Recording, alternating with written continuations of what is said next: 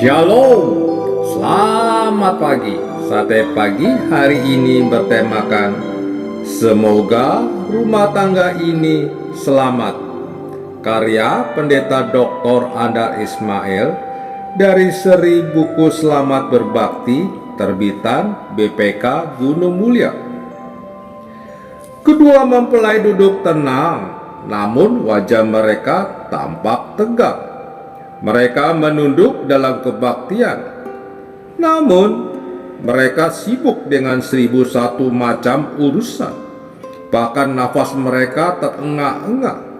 Hampir saja mereka terlambat, pikir mereka.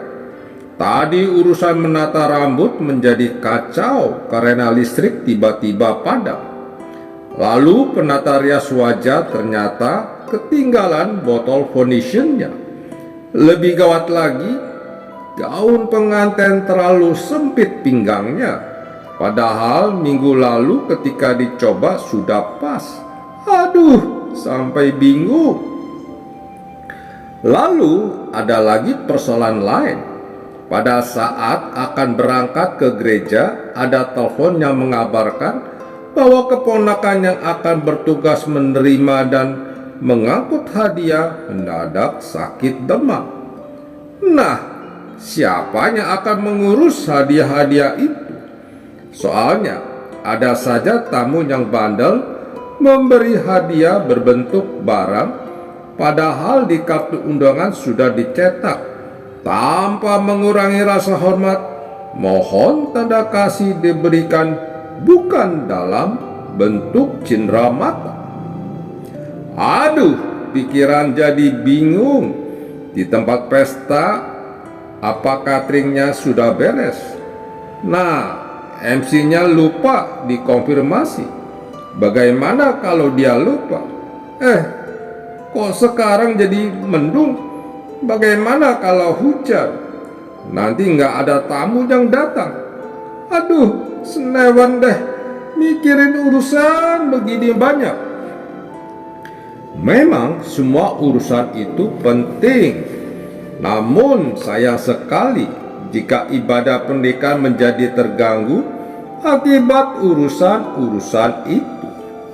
Padahal pernikahan pertama-tama adalah urusan dengan Tuhan. Kita mengaku bahwa Tuhanlah yang telah mempertemukan.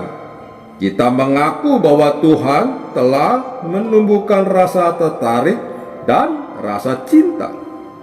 Kita mengaku Tuhan telah menjodohkan. Sebab itu sekarang kita menghadap Tuhan. Dalam ibadah ini kita juga mau memohon agar Tuhan mendewasakan rasa tertarik dan cinta yang masih mengawang di alam pesona, dan asmara itu menjadi rasa tertarik dan cinta yang matang di alam realitas suka dan duka. Memohon agar Tuhan mendidik kita untuk mau menerima kebaikan dan keburukan masing-masing, serta terus belajar saling menyesuaikan diri. Memohon agar Tuhan memimpin dan melindungi bahtera rumah tangga yang akan mengarungi samudra yang penuh dengan badai dan topan. Sebab itu sekarang kita beribadah. Siapa yang dimaksud dengan kita? Jelas kedua mempelai, namun bukan hanya mereka. Seluruh sanak keluarga juga mengaku dan memohon kepada Tuhan, bahkan juga seluruh umat Tuhan yang hadir. Seringkali kita salah paham mengenai hal ini. Kita mengira bahwa kita datang ke ibadah pemberkatan nikah sebagai tamu atau sebagai saksi. Yang kita perbuat di situ adalah menyaksikan mempelai.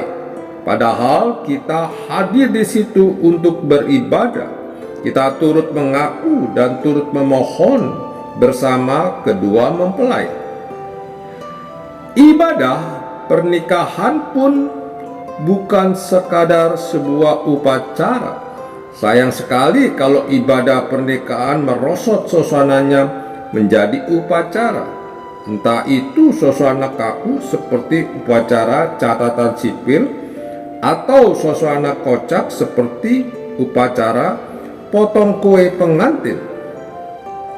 Hakikat ibadah pernikahan adalah ibadah. Dari awal hingga akhirnya itu berhakikat ibadah. Sebab itu suasananya adalah suasana ibadah, yaitu hikmat, teduh, dan tenang. Suasana ini bisa tercipta kalau semua pihak turut membantu. Sanak keluarga sudah datang dan duduk tenang menunggu ibadah dimulai.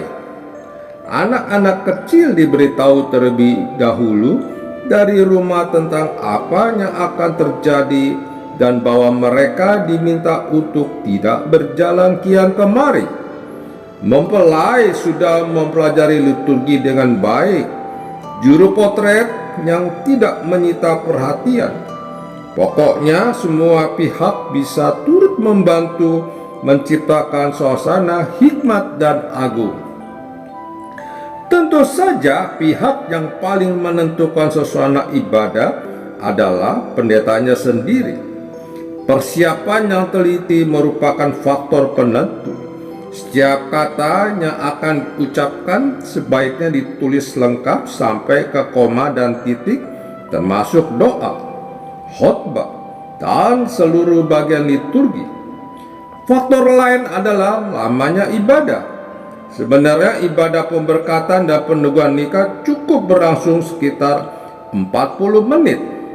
Khotbahnya cukup 7 atau 8 menit. Singkat namun berisi pemahaman yang jitu dan bermutu. Memang ada banyak urusan pada hari pernikahan.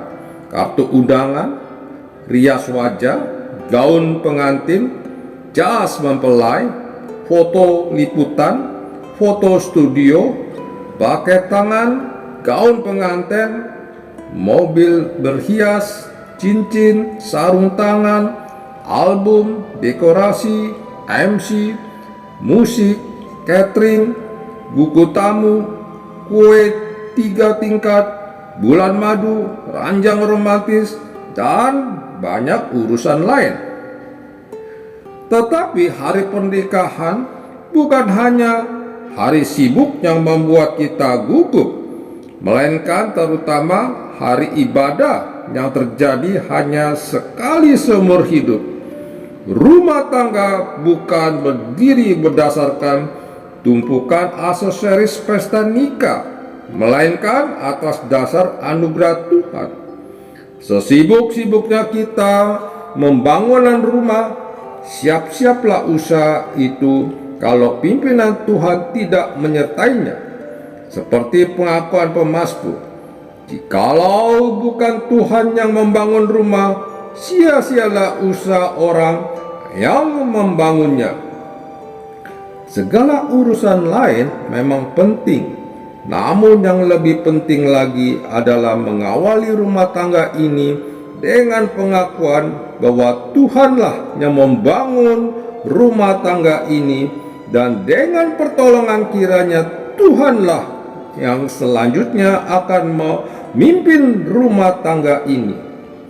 Sebab itu, kedua mempelai, orang tua, serta sanak keluarga, dan kita semua duduk dalam suasana ibadah dengan senyum karena perasaan bahagia, dengan linangan air mata karena perasaan terharu, dan dengan bisikan doa karena perasaan mendamba.